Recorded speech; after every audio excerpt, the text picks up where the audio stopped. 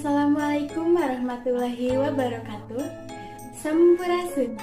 Wilujeng enjing pamiarsa sadaya.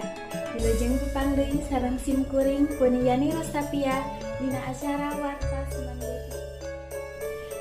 Dina danget ieu simkuring bade ngadugikeun warta ngeunaan YouTuber ngelestarikeun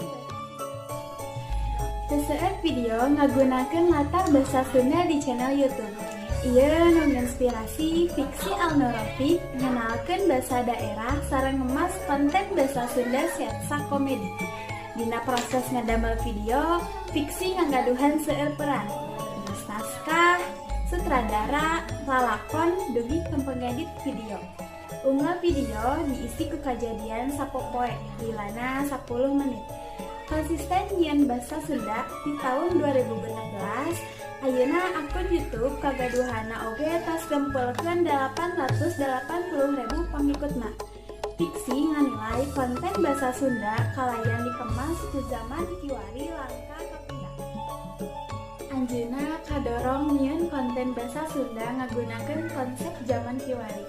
Janda bisa leuwih dinikmati sekaligus ngelestarikeun budaya Sunda ka masyarakat anu langsung Sunda. Pikeun bahan kalaresan di channel YouTube simkuring seseueurna ti kamus basa Sunda.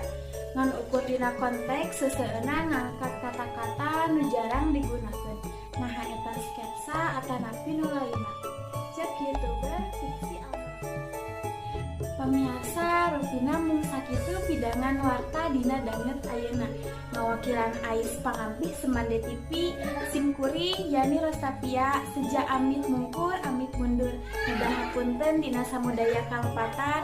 Wassalamualaikum.